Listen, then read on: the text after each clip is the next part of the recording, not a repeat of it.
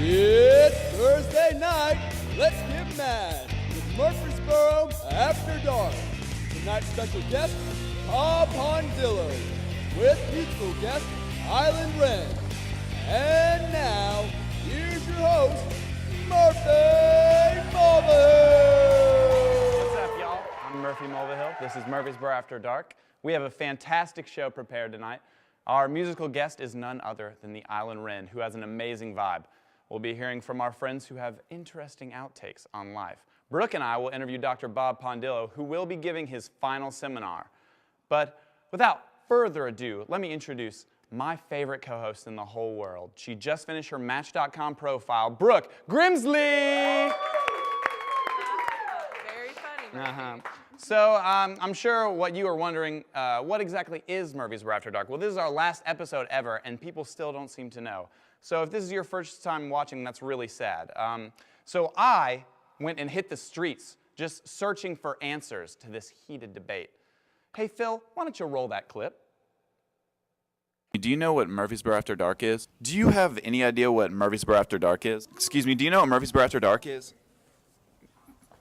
Do you have any idea what Murfreesboro After Dark is? Do y'all have any idea what Murfreesboro After Dark is? No. I'm not sure. Is this thing on? Maybe a horror movie? I have no idea. A porno?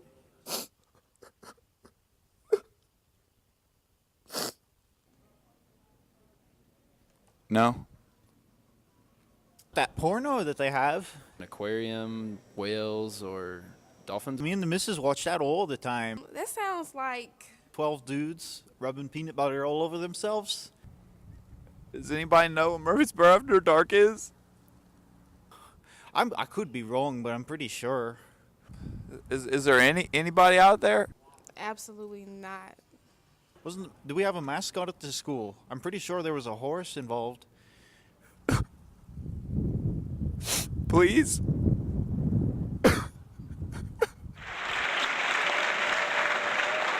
So now you know what Murfreesboro After Dark is. And you don't want to miss the season finale of MAD. We'll see you after the break.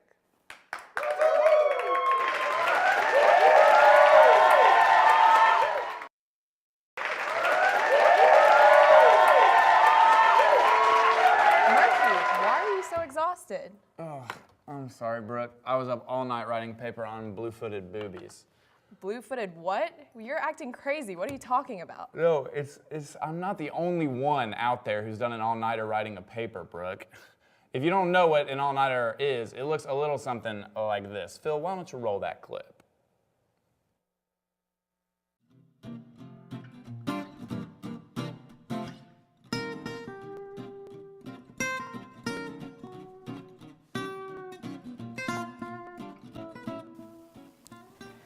Right, paper due in 8 hours? Got this. I'm a boss.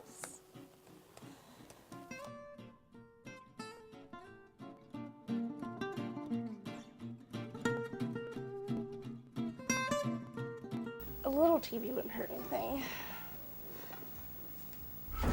Yes.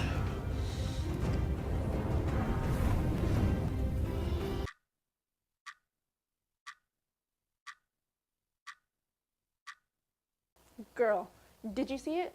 Yes, I can't even. Oh my God, it was crazy. I have anxiety issues right now, like for real.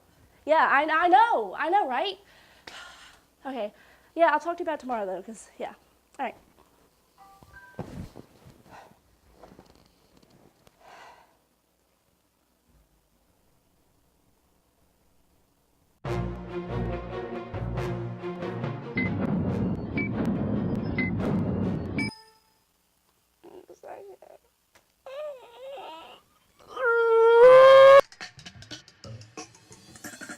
God, Buddha, and all the other religious homies, please give me the strength to finish this paper. I'll never cuss again or do anything bad. Just get me through this, please.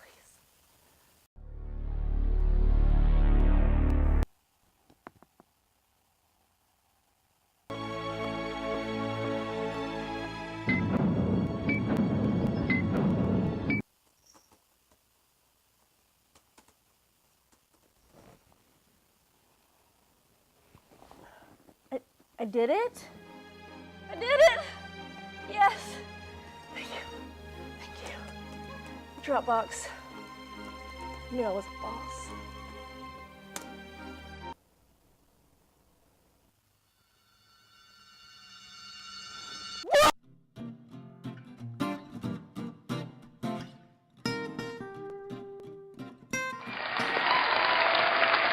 Wow, so you didn't sleep all night? Does that mean you didn't shower either? What is that stank? Okay, so maybe I didn't shower. I've had dirty laundry piled up for days.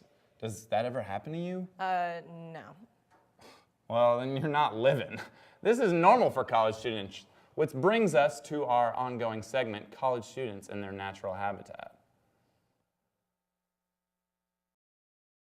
College students in their natural habitat.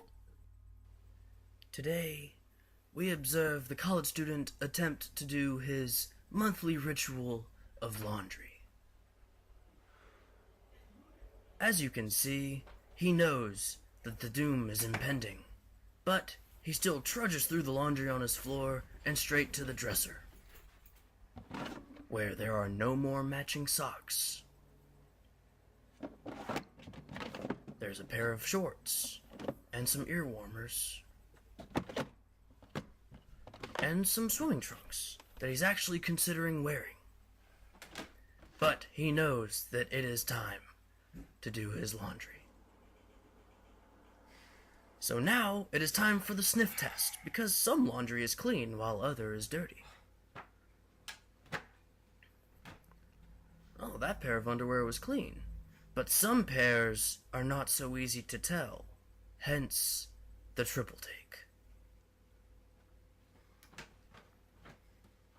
Once all the dirty laundry is packed up, it is off to the washing machine.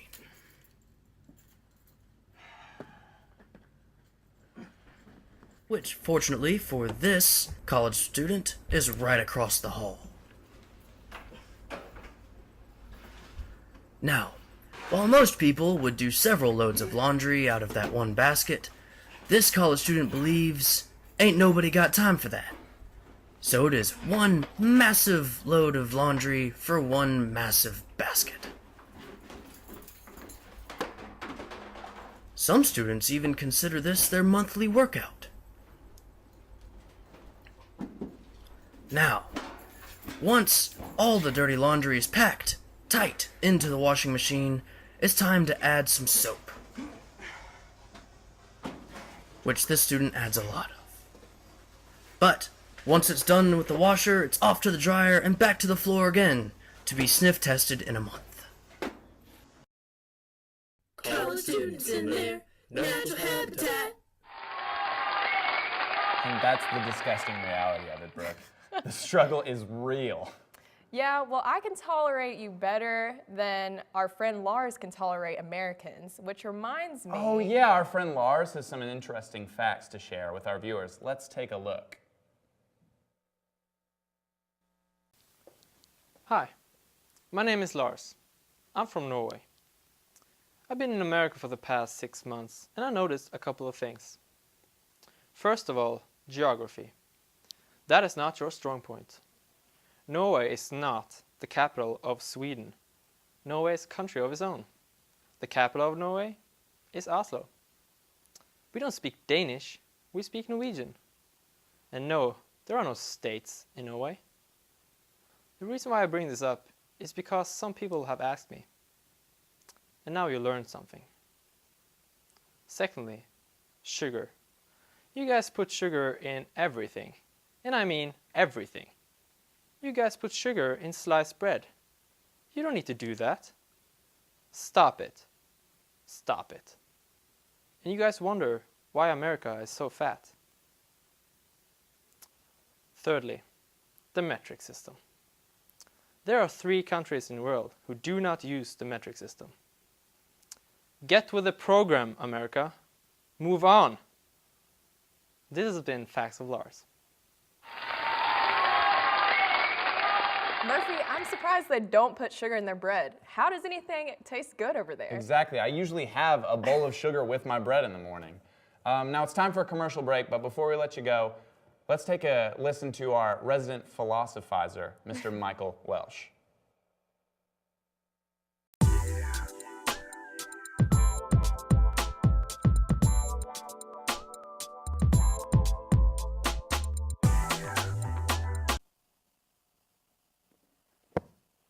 Oh, hey there.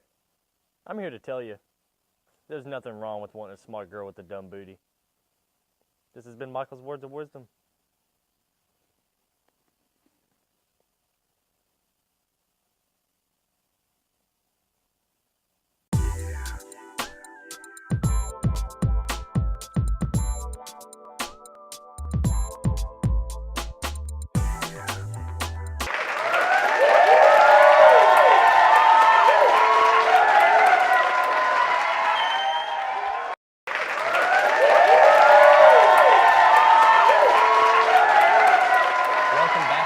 After Dark. Brooke, you know what athlete I think is very well-spoken? Who's that? Obviously, Jeremy Sweetfeet Jones from the very real basketball team, the Philadelphia Octopi. Oh. We were able to get an inside look at the post-game interview. Let's take a look. And now an interview with the all-star point guard of the Philadelphia Octopi, Jeremy Sweetfeet Jones. Man, what? Oh, hell. You in the pink. Mr. Jones, congrats on the win. How'd you feel about getting that 3-point touchdown? I played basketball. There is no touchdown in basketball. What the hell do you mean? That was stupid. Anyways, next question. Right here in the middle. Well, the Dow Jones has already dropped 15 points. How do you feel about that? What I gotta care for about the Dow Jones dropping 15 points? I just dropped 34 tonight. And by the way, who the hell is Dow Jones? Huh? Who does he even play for? Can you tell me that? No, you can't? No? Sad. Anyways, next question. Mr. Jones. You right here in the black. Would you call it a day?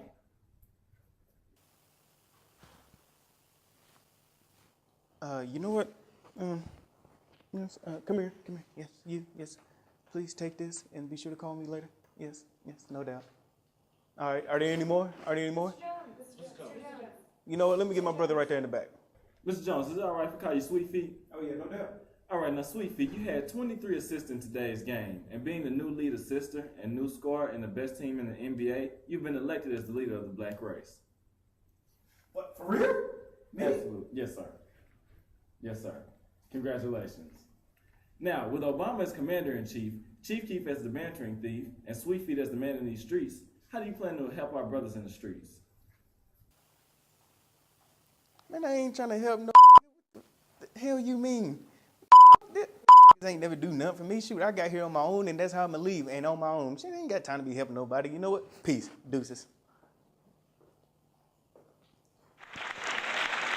And that's why Sweetfeet is one of my favorite basketball stars.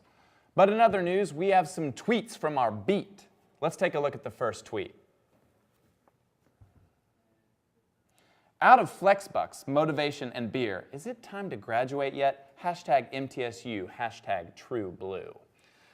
Well, beer, when it comes to beer, motivation, and Flexbucks, I call those the triple threat trio of college. If you lose one of them, you basically lose all of them. Can you actually buy beer with Flexbucks?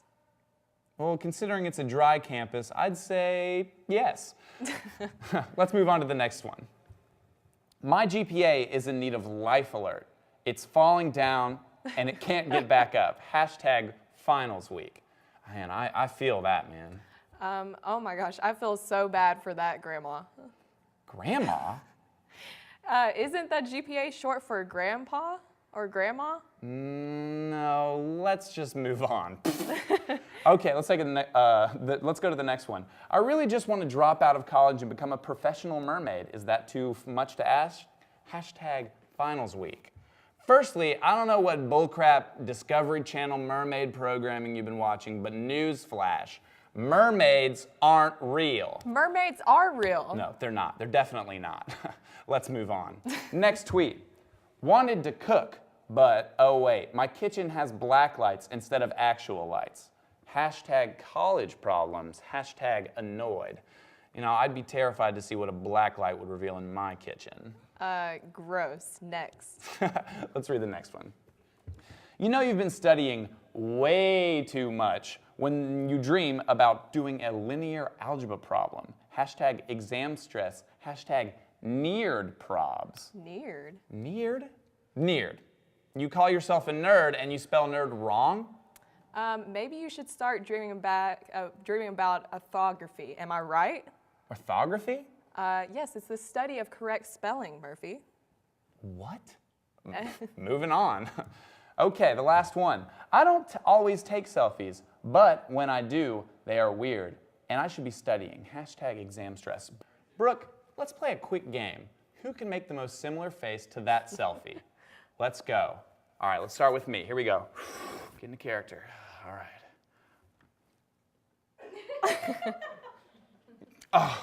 Oh, it's really, really taxing. All right, Brooke, let's see yours. All right, here we go. I gotta get ready. Wow. All right, Brooke, well, I think I win. I mean, I don't know. Your face, your selfie looked a little bit more like using the toilet. That reminds me. We actually like to support local charities around here in Murphysboro, court-ordered or not. Our favorite charity is our most recent charity, and we like to call that charity Fart.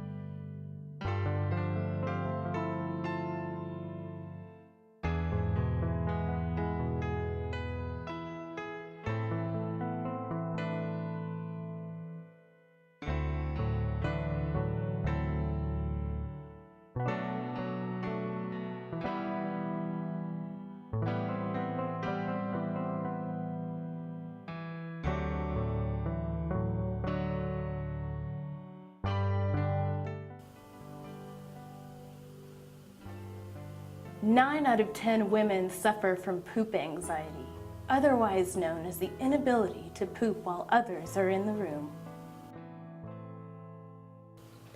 Hi, I'm Kaylee Todd, spokesperson for the Foundation for Assisting Reluctant Turds. I'm here to ask for your help. For only $1 a day, you can end this travesty. 100% of the donations go toward affording private bathrooms on the university campus. What are you doing? You can't have cameras in here. The end result would be a victory for females everywhere. Together, we can end poop anxiety. Call today. Did you just go away?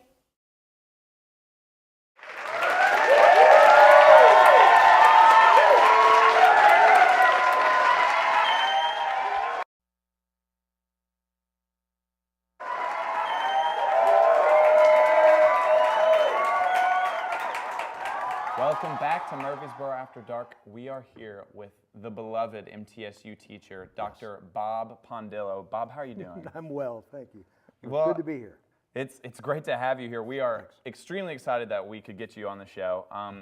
We've got so many things we want to ask you. First of all, just for those who don't really know for our viewers that don't know you, what actually brought you to MTSU? Well, I had a small car. I think it was a Nova. No, a long time ago, back around 2000, about almost 15 years ago, I got a gig, I got a job at MTSU, and I came here. I was in the broadcasting business 33 years prior to coming here. So, but then I noticed I didn't have any other skills except these very specific skills that you need for broadcasting. And I was kind of done with it. Now it's for you guys to go and learn how to be the new guys and stuff. So I went back to school, got a master's degree, and was encouraged to go to the University of Wisconsin at Madison to get the doctorate. And I did, and this job opened up, and I came down, and I got it, and I stayed. And that's how I got here. That's So, awesome. Well, yeah, it was good. So this is your year of retirement. Yes, after 15 years, I thought, well, that's enough. That's fine. I've had enough. That's really hard in a culture that we live in, too, to go, no thanks, I've had enough. You know, but I think, when you think 33 years, right, in the broadcasting business and about 18 years teaching total, including the 15 here, that's 50 years. I think it's time. And I look so young, which is, Definitely. They dip me in paraffin at night. My wife trowels it on me. So. Okay, so what are your plans for retirement? Well, one of the things I do here, in addition to teach, they want you to do other stuff. So I make short movies, short films. And we made about 6 different movies here, 2 books, 6 movies is what I did since I've been here. And I would like to keep making those movies. I love it. I love making it. I love working with you guys. That's why. It's a lot of fun to work with the students and, come up with great ideas and then get a team together and go make them. And So what are you actually currently working on? Well, we're working on a movie now called Happy New Year, Mr. Cates. And we filmed it last spring break, not this previous. So it's been a year and some now.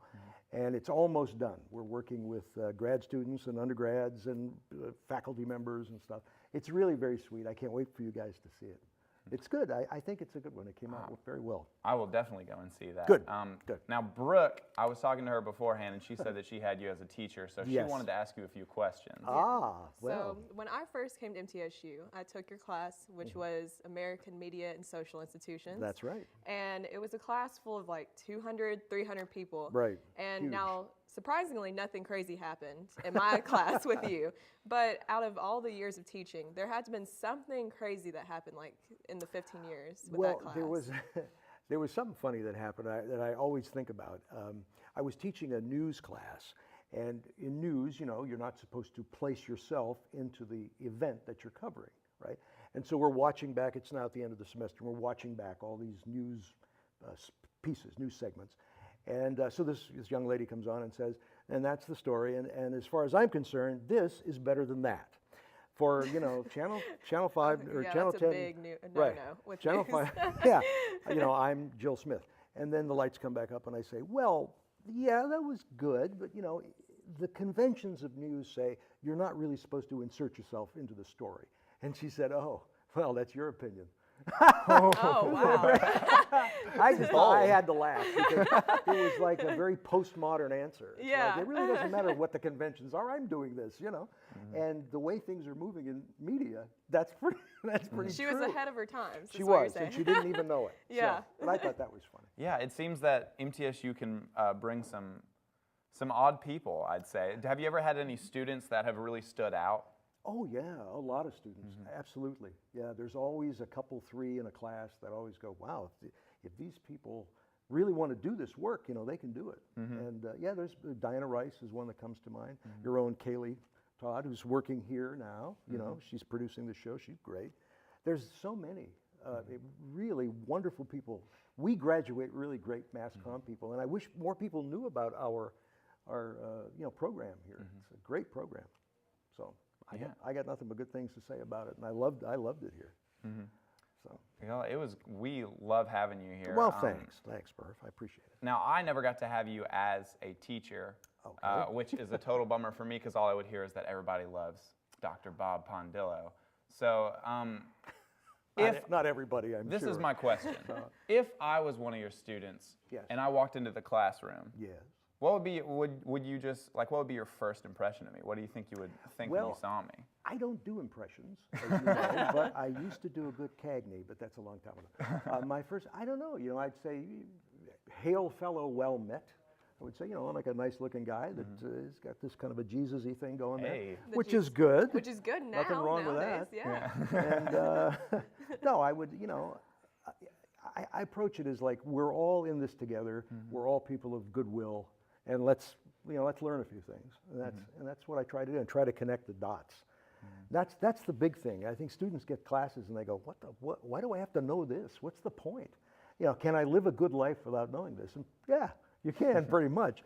But because you're here, and because, you know, that's the deal, you're learning how media works, let me at least give you my impression of how we connect the dots.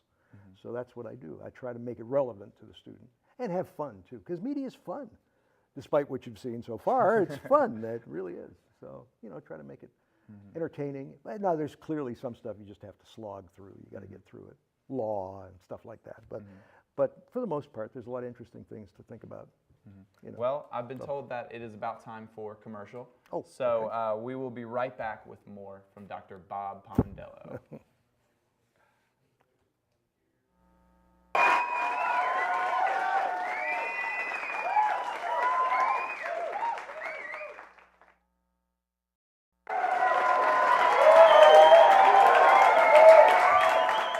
For those of you who are just joining us, we are here with Dr. Bob Pondello.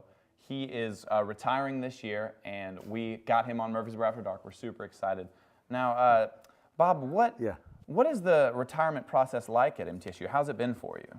Oh, fine. It's been no, it's been great. I'm, you know, there's a time in your life, you know, and there are many times like this when somebody dies, or when you get a new job, or lose a job, or retire, where you stand back and you have to like reassess your life again. Like, what is real? What is true? What is important?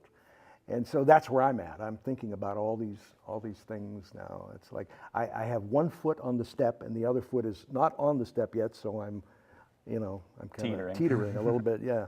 So, but I'm sure, you know, things will work out. My mom always used to say that. Don't worry, things will work out. She never said things will work out for you or for the, you know, but things will work out. And she's right. She's right. So I just think there's another chapter that we're going to have to write, and this is, and I hope movies are a part of it. I like making movies. So. Well, that's good to hear. Yeah, and I like working with students. Yeah. So. Well, for those of you who do not know, MTSU always has a professor who is retiring give their last lecture. Yes, but here at Murfreesboro After Dark, we have an exclusive last lecture from Dr. Bob Pondello. It is directed at his past students. We're going to take a look at that right now.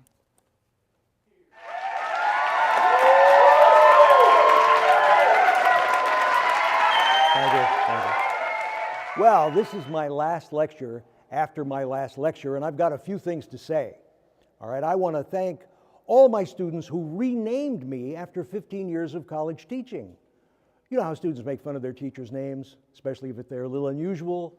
Well, these are the names that I've heard students use, and I've collected them over the past decade and a half here at MTSU. My name, first of all, is Pondello, spelled as it sounds, P-O-N, then Dill, D-I-L-L, like dill pickle, then O, like I think I spelled your name wrong. Oh, I'm sorry. It's a very simple name, but then, you know, when students see it, they pause and they're struck dumb.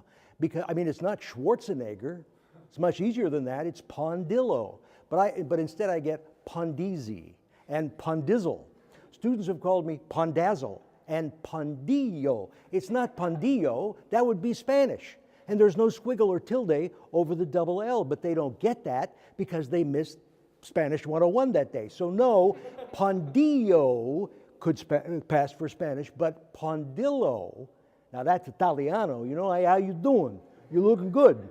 How do you feel? With a name like Bobby Pondillo, I might know a few people who could make your kneecaps an offer they can't refuse. Bada boom. Oh, anyway, so it's Pondillo. It's not Pandiller or Pondoti. It's not Pondolino. It's not Pondilio. Come on, Pondilio? That sounds like an ice cream bar at Dairy Queen. Come on. One genius called me Dr. Fazitas. Dr. What are you, John Travolta? Where do you find an F in Pondillo? Maybe on the planet where this person came from, the P's are pronounced like F's. I don't know. Then there was Bob Pondolfini. like the actor James Gandolfini, and that continued for almost 10 years until The Sopranos went off the air. Then there was a time they called me Bob Mondello, who's a guy that does movie reviews on NPR. I'm not Bob Mondello, I'm Robert Pondillo. And one time, another Einstein called me Ron Pontuni. Ron, like I was named after a flotation device that supports a houseboat or something. I have never been on a houseboat. I've heard Pondaffy and Pondoofus, Pondiddle, and Poop Diller, and of course, Poop Dealer, because that's what they thought of my lectures. Oh, real funny, you know, poop jokes now, right? Like what are you in the 4th grade or something? You got to graduate and grow up and get a clue. So I've been called Pondopey, Ponsmello, Pandickwad, right? Pondoodoo. I've heard Pondoody, Pat Wiener, Pon Pat my weenie, and there was a student that addressed me as Munchdilla once. And then there was a girl that called me Pondelicious, which okay, yeah, I know. And then another addressed me as Pondilweed. But that's Pondil. How about Ponzilla? I kind of like that one because it made me out to be like a scary monster, and I like that. And I think freshmen should be scared all the time, which is why I wear a tie when I come to class. I was called Pondippy and Pundaddy and Punpildilla or something like that. All with sort of sophomoric ideas. The saving best, I was saving it for the last, was I was known as Bob Pondildo, which at least is funny as well as inappropriate. But I think the one that wins the award is equally inappropriate. It's Dr. Pondouchebag, which I thought was good. So thanks so much for that one. I've heard them all in 15 years, and I've written them down and pondered them in my heart, and I think they're wildly creative and funny and ingenious and a little snarky. And I love snarky, and I've loved them all, and I've learned a lot from all my students, and I hope some of what I had to say brushed off on you too. It's been wonderful and fun, exhilarating. 15 years, I won't forget these wonderful times and goofy names that have changed my life. So thank you a million for everything. And the only unsolicited advice I can give you is remember to be kind to people, because a truly dedicated and educated person always does that. One of my favorite writers, George Saunders, said one thing. In your favor, becoming kinder happens naturally with age. So you got a lot to look forward to. You guys like me will go out there and get your butts kicked in life and what have you. And then you'll learn eventually that we're all not separate. And we really don't want to be. We're part of the interconnected web of everything. And the great Syracuse poet Hayden Carruth once said in a poem written near the end of his life that he was mostly loved now. So until we meet again, let me quote Garrison Keillor, who says, goodbye, do good work, and stay in touch. Pondeezy, out.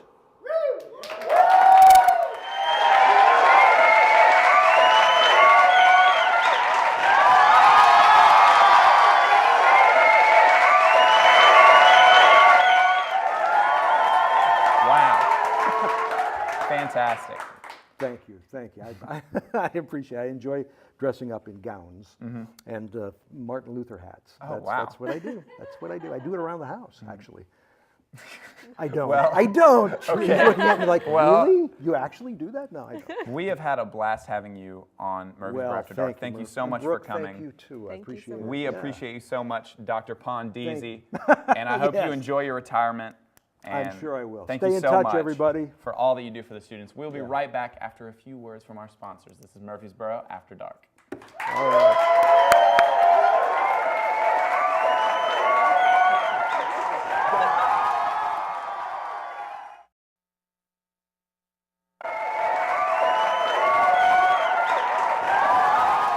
Welcome back to Murfreesboro After Dark. I am proud to introduce Island Wren. 1, 2, 1, 2, 3, 4.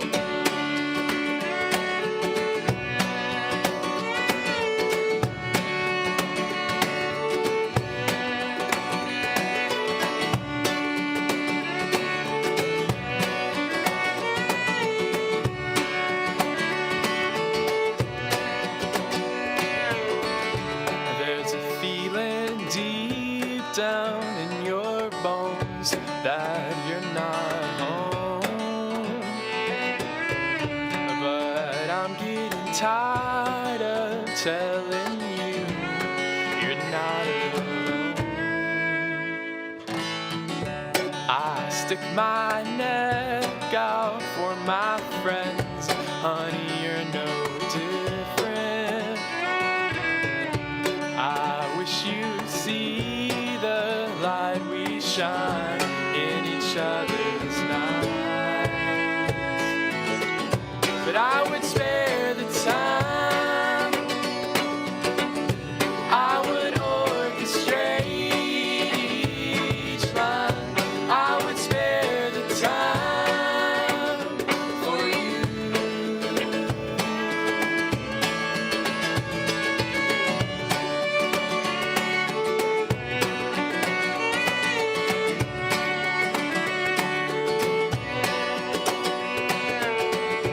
And if these days turn into years and you're not changing, no, I won't leave, no, I won't sleep tonight. But I would spare the time. I would orchestrate each line. I would spare the time for you.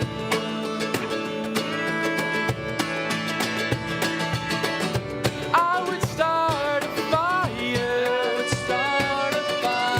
burn to hell and die, and then aim for higher. I would start a fire for you. Oh, for you. Oh, for you. Oh,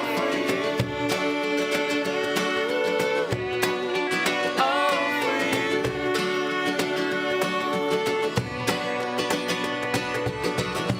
There's a feeling deep down in your bones that you're not home.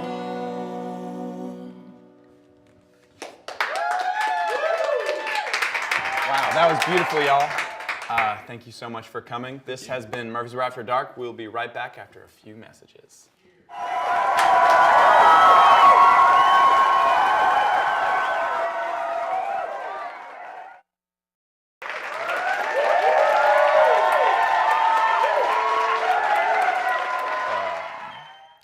I don't know where my co-host went, so... Brooke, what happened? I had a mad emergency. I had to make sure people staying mad.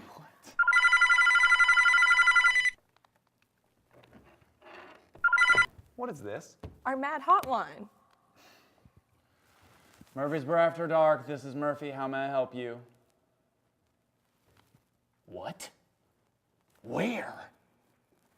We'll be right there. Brooke, there's a disease out there, and the only cure is Murfreesboro After Dark. We have to go.